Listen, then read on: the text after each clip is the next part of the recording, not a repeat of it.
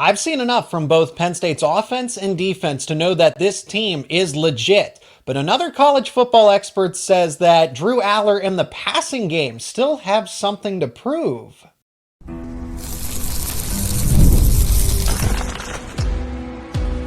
You are Locked On Nittany Lions, your daily podcast on the Penn State Nittany Lions.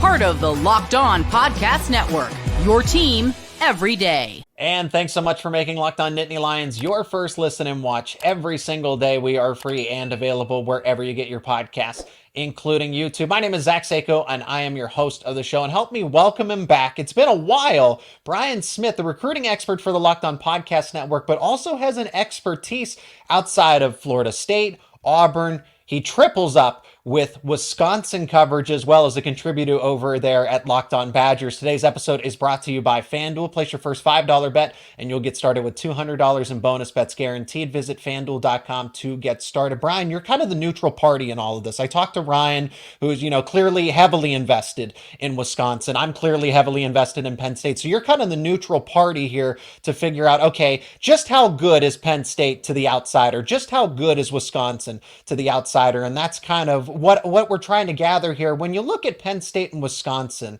what ultimately do they need to prove to you in this game? I look at Penn State. I think they're doing well. I think they're going to be even better. They need to continue to get adjusted to Andy Kotelnicki and Tom Allen's systems. I think the number 3 ranking is justified, and I think they can be even better down the stretch of the second half of the season.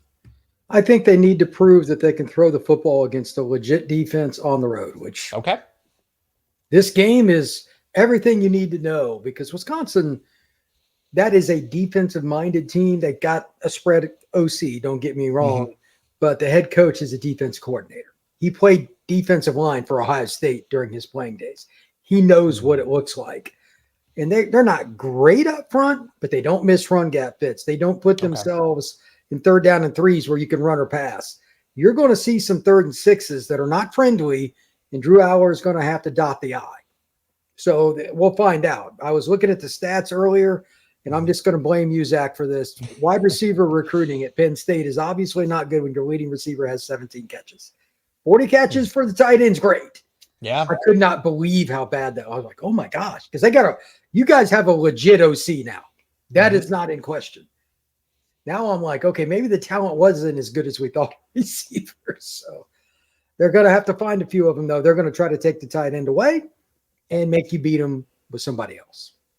Well, and I'm glad you brought up that point because over the past few episodes specifically, we know that it's coming. Tyler Warren is not going to get 17 plus catches, 200 plus yards anytime soon, and maybe ever again. That was a specific game against USC. So, Brian, I'm interested in that because USC is a good opponent overall. I don't think that I know the defense is an elite. I know that D'Anton Lynn has to continue to make a lot of changes out there for the Trojans, but Drew almost throwing for 400 yards doesn't impress you. Does that not move the needle for you?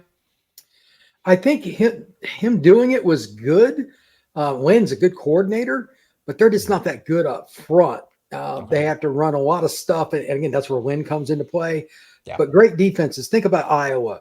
Drop 7, rush 4, and they get home. That's annoying because they don't recruit away. They're so well coached. They're so good in system.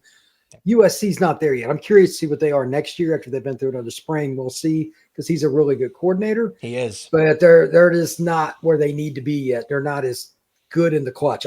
They've lost, 3 games? Just down to the wire. USC finds ways to lose despite their talent. So it's not Lynn's fault, but that's another story. Here's the deal. We're going to find out what that's like in a really noisy, raucous crowd. SC's a tough place to play, but it's not nuts, especially a day game. 8 o'clock kickoff there. That's fair. Different. Yeah. And I'm guessing this is a night game. I haven't looked. It is. Yes. 7:30. The only people sober there might be a couple of 4-year-olds. So it'll be loud. It'll be crazy. They'll have the house of pain in between 3rd and 4th quarter, all the whole 9 yards. Yeah. The key is throwing the ball early and doing well. I'll talk about Braden Locke's inability to do this, but I'm really in particular 3rd and middle, 3rd and 4, 3rd and 5, 3rd and 6. I think his arm's ridiculous. Yeah. That's the moneymaker. he has shown in the SC game and some others he can do that. But now if you take away the tight end, how comfortable is he? Are they going to have some throwback screens or reverse? They're going to need a chunk yardage play off scheme somewhere in that game because their receivers haven't proven they can beat solid coverage, and Wisconsin can cover. So that's the key. Wisconsin can't do the 3rd and 4 to 6. I'll talk about that in a sec. Yeah, Wisconsin's secondary is very respectable. I think they're extremely talented. There's a reason they run a 2-4-5, 2 down defensive linemen, 4 linebackers, and 5 DBs as the formation there. There's a reason for that. Play to your strengths, right? For Penn State, the argument that I've been making for them, Brian, especially recently here, is that we know that Tyler Warren's going to be bracketed moving forward. He's at least going to be game planned for. You can't just say, all right, we'll put our best player on him and hope for the best. Trey Wallace had 100 yards against West Virginia. Liam Clifford had 100 yards against, I think it was UCLA. And then Amari Evans has had over 100 yards a couple separate times. So Penn State has the receivers, but it's almost diluted. It's not focused to, yes, it is focused to Tyler Warren, but it's not focused to 1 or 2 receivers. And then I think the only thing missing between Drew Aller and Julian Fleming is timing, is communication, because when they're not able to connect, it's Julian Fleming sitting down on the route or continuing in. There's been, I think, 3 or 4 times specifically where Fleming will cut in and continue his route, and Drew Aller's reading zone expects Fleming to sit. So that's not a talent problem. That's not Drew being inaccurate. That's them not being on the same page. And the only way you fix that is continue to play games and take reps with one another. There's nothing like the position of quarterback and receiver needing reps. That is fact. And I don't think there's much you can do about it except do what you said. Maybe they can get them going early, like a little pass out in the flat or something, just to start fast. They need something of that nature. I wouldn't be surprised if Penn State ran Statue of Liberty and went deep on the first play either. They want to shut the crowd up as soon as possible. Absolutely. And I also think that they'll use the screen game to both running backs. I think I like Katron, but I think Nick is on another level. I think he'll get the heavier dose in this game in critical moments. And I think he's a 10-year NFL player. So I'm curious to see how they get him the football as well. Tell me a little bit more about Wisconsin, because we know up front they're not the best on defense. In the back end of the defense, I compare them to Illinois because they have similar fundamentals of, spread look, but they're committed to the ground game. And how could you not be if you're Wisconsin? Tawi Walker has really settled in as that bell cow workhorse type of running back. It's almost a good thing that Ches Malusi decided to opt out of the season. But when I look at this team offensively, they almost feel very one-dimensional. If you take away the run game, I don't know that Braden Locke can win Wisconsin this game, especially if Wisconsin is playing from behind. Well, they're 194 yards a game on the ground, which is pretty good. It's 36th, but they're 86th in passing, and it's weird because that's a kind of a fictitious number. They've really jumped here in the last couple of weeks. Locke's gotten some bigger plays. But that's not necessarily against great teams. I mean, like they played Purdue recently. You and 9 dead nuns could go beat Purdue. Banged up Rutgers. Those teams are terrible. So let's see what they can do now. And here's the stat I was alluding to a little bit ago. Moneymakers in games like this are 3rd and medium, 3rd and 4 to 6. This stat is so bad, I don't know how it's possible. Braden Locke on the season, 3rd and 4 to 3rd and 6 is 7 out of 15, 46.7%, and 42 yards. That is atrocious.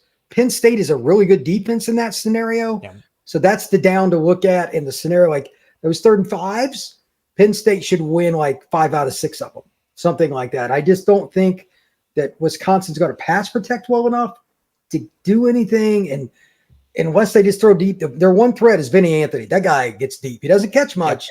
He averages 24 yards a catch. I know. It's a lot. So he's a guy that can fly. But they got to prove it now against a defense that we both know has a lot of guys. They've got pass rushers. I think they're going to have to make the decision to either leave in a tight end or running back, which coaches are stubborn as people on earth. If they don't, I expect Braden Locke to be on his rear end quite a bit. And now let's look at some of the key players that are going to factor into this game. We've already kind of alluded to them, just talking about what Penn State and Wisconsin need to do in this game to prove that they're more than just, that they're just punching above their weight class to this point. But who are those key players that are going to make a difference in this game? And then the keys to victory ultimately. How do Penn State and Wisconsin win this game? Hypothetically, I like Penn State, but it's not impossible that Wisconsin wins. So we'll talk about it on the other side of this break. And today's episode is brought to you by FanDuel. Hey, NFL fans, you can start the season with a big return on FanDuel, America's #1 sportsbook. So when you get a hunch in the middle of the game, you can check out all the latest stats, view live play-by-play, and so much more, and it's all on the same page where you place your bets. It's that convenient, it's that simple of a setup, and you're going to get started with $200 in bonus bets guaranteed when you place your first $5 bet. So that's all it takes. Your first $5 wager to get $200 in bonus bets guaranteed. All you got to do is visit FanDuel.com. And if you look over at FanDuel, the lines for Penn State versus Wisconsin are up. Penn State is a 6.5-point favorite, minus 250 on the money line. If you're looking to bet Wisconsin, they're plus 200 on the money line. The total is set at 47.5. If you like those lines, you can bet them over at FanDuel.com. Again, that is FanDuel, America's #1 sportsbook. We'll start with Penn State first and then go to Wisconsin, of course. When I look at the key players here, I'm thinking of, guys, the obvious ones are going to be Drew Aller, Nicholas Singleton, the wide receivers, because they do have a tougher matchup against the secondary, and we know that Wisconsin is going to game plan for Tyler Warren. I'll go with the not so obvious one. Mentioned it in my personal preview episode. Encourage people to go check that out. The offensive line. We're talking about how Wisconsin's defensive line is underperforming. It's not as much of a threat. Penn State's offensive line, the way Drew Aller can connect with his wide receivers, maybe allow Tyler Warren to scheme out of double coverage, the bracket defense, is by the offense giving him time to go through his progressions. They give him time, create a pocket, because Drew Aller is at his best when he actually gets to sit and go through his reads. On the play where they score the game-tying touchdown to set up ultimately the game-tying PAT, Drew went from 1, 2, 3 across the formation, dumped it off into the flat to a wide-open Nicholas Singleton. What was the factor on that play? The big guys up front, that front five, giving Drew Aller time to set up the play. If you can give Drew Aller a little bit of time, I mean, he's not the most mobile guy, but I think he's a pretty good quarterback, and he's got more weapons than people probably give him credit for. Because, again, in this game, I think you're going to see screens. They'll probably be creative with how to get the tight end involved and how to get other guys involved. I'm telling you, look for Nick Singleton to get the ball out in the flat somewhere. I'm not worried about those guys. They'll figure it out. I have full confidence in the offense coordinator to do it. And here's the advantage. I also think that Wisconsin's offense is going to be slowed down quite a bit. Field position should favor the Nittany Lions for much of the night, which means you can open up your playbook even more. How does Wisconsin get points if Penn State does sell out for the run? Like I said, I compare this to Illinois. Not great up front. Solid secondary, depending on who you ask. They might be better or worse, but they are solid. They're respectable. They're in the top half of the country overall. But the offense, okay, it's not that Braden Locke is terrible, but he's a game manager. Luke Altmaier, same thing. He's good, but he's not great. He's not elite. And then you have some playmakers on the outside, but I feel like Will Pauling against an A.J. Harris, I would give the advantage to A.J. Harris. Vinny Anthony, okay, his speed is going to be his greatest asset, but it's not like Zach Wheatley is not back there at free safety. Like, Penn State's going to be able to defend that, and they know that it's coming at time. And the way that Penn State beat Illinois, they dared them to run it on first and second down, or they dared them to throw it. They dared them to throw it on first and second down. Illinois would not break away from the game plan. They just kept running it up the middle, or inside zone, and then they were forced into 3rd and 6, 3rd and 7. Like, I feel like that's a disaster setting up for Wisconsin. So who's a key player on offense that is going to have to kind of break that hypothetical trend? For them, I think they're going to have somebody that's a little bit surprising we're not even necessarily talking about. But I also think their freshman receiver, and I'm probably going to butcher his name, Tretch Kekahuna. He's had some really clutch catches for them, and he's starting to come on. He'll get single coverage. He won't be the guy with the top corner. I know Penn State's got multiple guys that got a chance to play in the NFL. He'll be single covered against a guy that's not dominant most of the time. And they might use him in the middle of the field, some to try to get him in, even though they're athletic, linebackers aren't covering that guy. That's my X factor for Wisconsin. They don't have a dominant tight end, which kind of like you would think Wisconsin would always kind of like Penn State have a tight end. I don't think they've got a guy that's going to shock and awe you with his physical traits. So they need something to happen on big plays. They got to win 50-50 balls. They're going to be more predictable. They don't have the personnel to dominate you. I'm a little concerned. If they don't have a punt block or they're not +2 in the turnovers, I don't think they can hang with Penn State for 4 quarters. And that's my point. It's not impossible for Wisconsin to win, but they need a lot of things to break in their favor, which is why I'm taking Penn State. I have Penn State winning 30-20 in this game. I think they can. The road environment's going to be tough. Traveling back to, I know there's the bye week, but traveling back-to-back games like this, 2 tough environments. Los Angeles obviously presents its own challenges by flying coast to coast, and then going to Camp Randall, as you said, at night, and everybody's going to be pretty riled up here. But when I look at this Wisconsin team overall, forget all the extracurriculars for a moment. They are just a one-dimensional team. If you take away Tawee Walker, it absolutely crumbles this house of cards that the Badgers have. They just don't have the playmakers that a Luke Fickell system needs, especially on offense, to make plays. They need a quarterback, like a superstar quarterback, or they need that superstar wide receiver that can take over games. I feel like Tawee Walker can take over games, but if Penn State sells out to try to make sure that he doesn't have that kind of game, then what do the Badgers do? That's where I'm not sure. I think you might see more trick plays and things like that. Oh, yeah. And I would really be leery if I was the Penn State coaching staff on special teams, punts, kickoffs, fake field goals, anything they can. Sure. Because this is their season. I think that's fair. You know what? They're playing with house money. That's how I look at it. They're just not as talented. They're good, but they're not as talented. That's reality. Hey, we're going to go down swinging. That's what I expect. So who's going to be their superhero that nobody knew about before the game started? That's what we have to talk about if Wisconsin wins, or Penn State just self-imploded, like just dropping the snap and just stupid stuff. You can always lose that way, but that's not really Wisconsin winning the game. And Penn State's not prone to that either. I understand if Drew Aller's in his first year starting.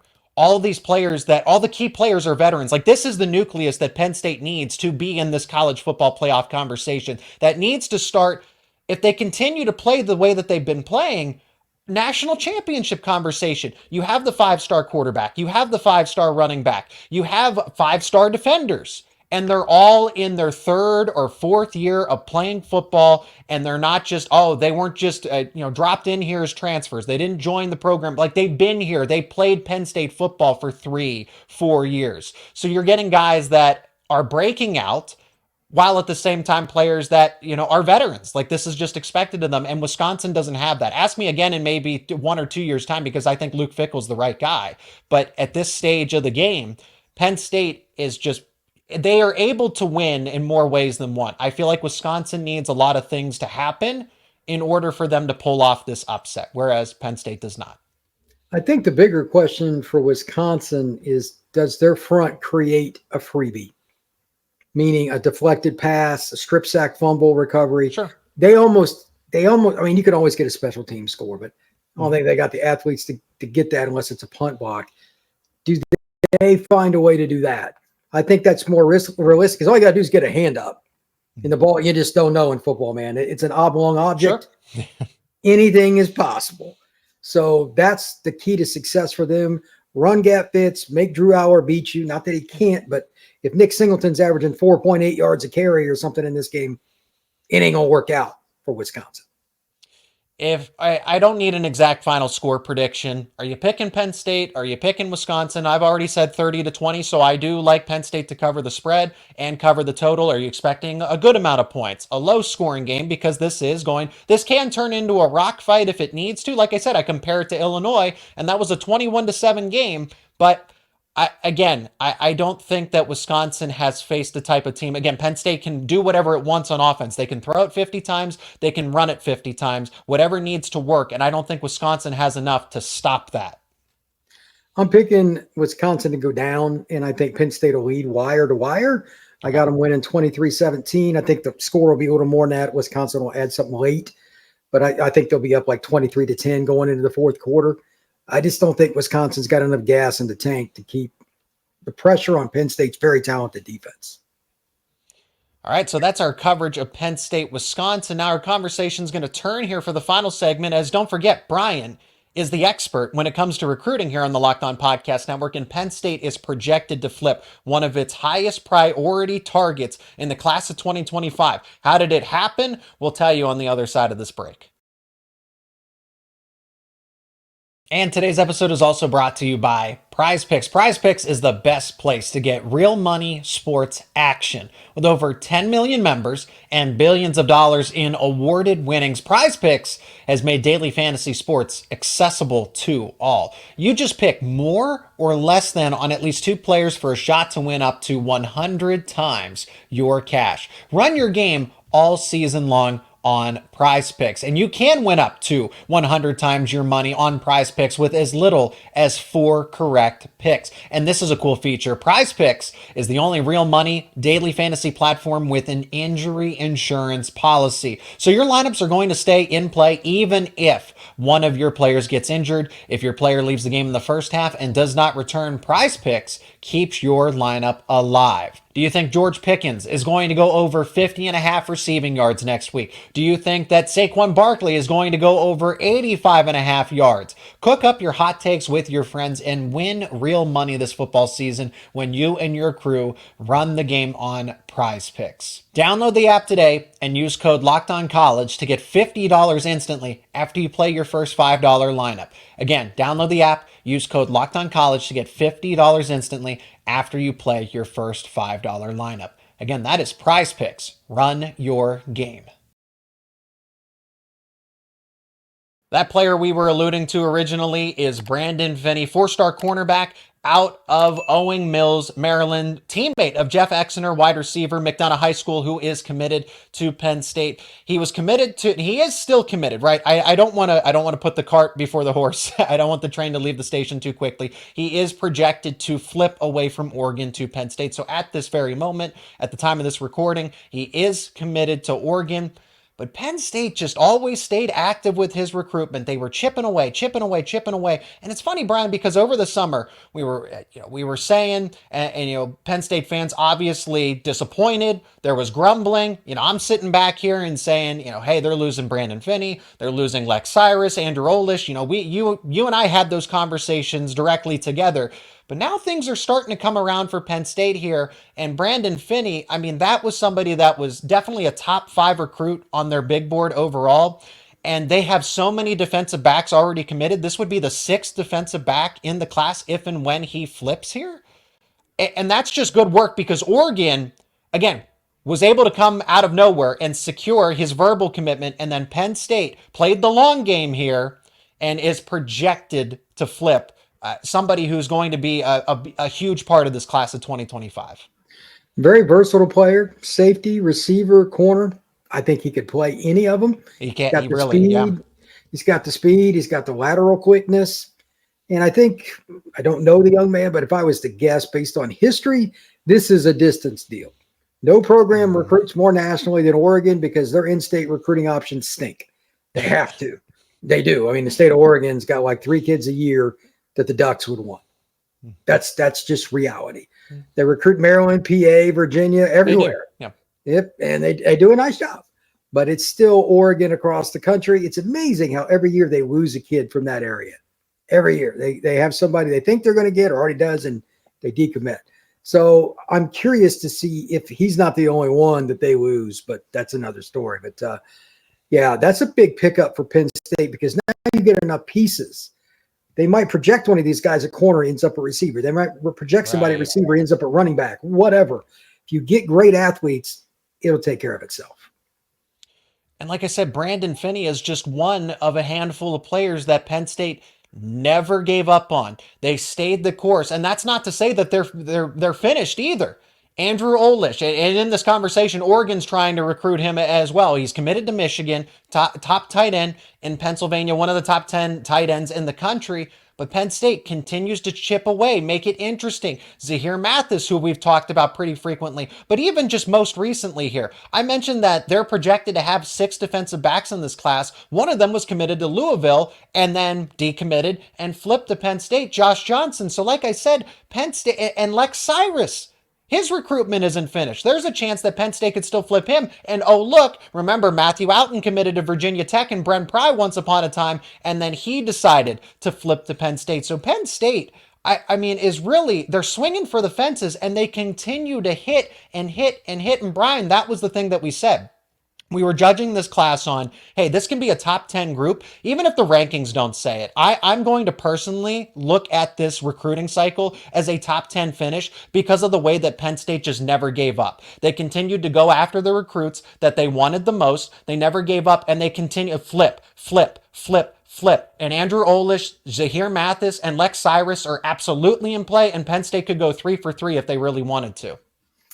Those are good football players. Olish is the one I'm most curious about. Penn State's had a really good history recently with the ability at tight end. I mean, obviously this is that right? It's a rumor. But Olish, good player.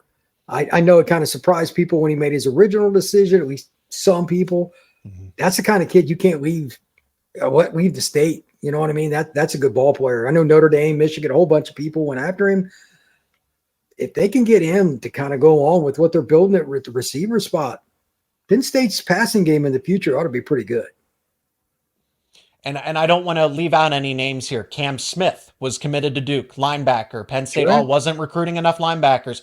Comes back home, flips to Penn State. And then somebody that's flown under the radar, has all the intangibles, is just a pure athlete at the end of the day, out of the Pittsburgh area. So Pitt's not recruiting him. He's actually committed to Duke at this point in time, but is considered a potential flip target by Penn State. 6'5" linebacker, Bradley Gompers. So like I said, Penn State just... really, they put on a masterclass with the way that they have recruited down the stretch. Brian, you said that was the differentiator. You said, you told me, hey, you can relax. Over the summer, recruiting is important, but until Penn State kind of puts some doubts to rest, that they're able to show it on the football field, you will see them come from behind and win these recruiting battles. And it feels like they've won because they have. It's not even a feeling. They've won every single one of them on the other side in the second half. This is what happens when you win on the field. Oh, Penn State still wants me. It's cool now. What do you think Penn State would stand in these recruitments if they had 2 losses? I don't know. I think the conversation would be more of an uphill battle. That's how this works. It is a now society. What are you doing right now?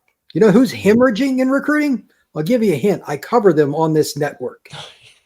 Florida State's recruiting class is hemorrhaging. Yeah. Why? They suck. Nobody wants to play there right now. They're 1-6 or something. I've lost track of their record. They're so bad. It's just the way it is. Penn State's rolling. They're a top 5 team by everybody. This is a pretty good time. If they're going to capitalize, it's right now. If they win this Wisconsin game, they're going to get a gazillion million views, YouTube and everything else on all these replays in addition to the live copy. Penn State's got a chance to cash in, brother. Oh, they certainly cashed in when they were out in Los Angeles because they don't get to make frequent trips out there, but they're starting to recruit. Darius Dixon, part of the class of 2025, where Mater Dei, he's at Mater Dei High School in California. Troy Hune for the class of 2026, right? So Penn State's starting to get its foot in the door on the West Coast, and they won that game out there in person. And these recruits are like, man, I know they're all the way over there, but I at least got to consider. You know what? If you can get them on campus, Penn State's a unique enough place that there's no reason for them not to have success. Mm-hmm. They get 1 kid out of 5 in California to come. You're good. Now, getting Troy Hune's awesome. I mean, I've seen him live. Like, he's foundational for 26. Yeah. Absolutely. Like that's a guy that like he would have fit Paterno's offense. He can fit modern day, whatever. He can fit into any locker room. Great kid. That's a home run. So they're adding pieces like that in addition to keeping guys closer to home and still trying to get guys like Olish. They're getting plenty of talent locally. Penn State's recruiting is pretty darn good. We want to talk about national recruiting for Oregon, Penn State, maybe not to the extent, but they're starting to branch out. They're starting to imperialize a little bit. And down the stretch here, it is a very real possibility for them to flip not only Brandon Finney, but 4 other priority prospects in the class of 2025. That would certainly cement them as a top 10 class, and something that we talked about.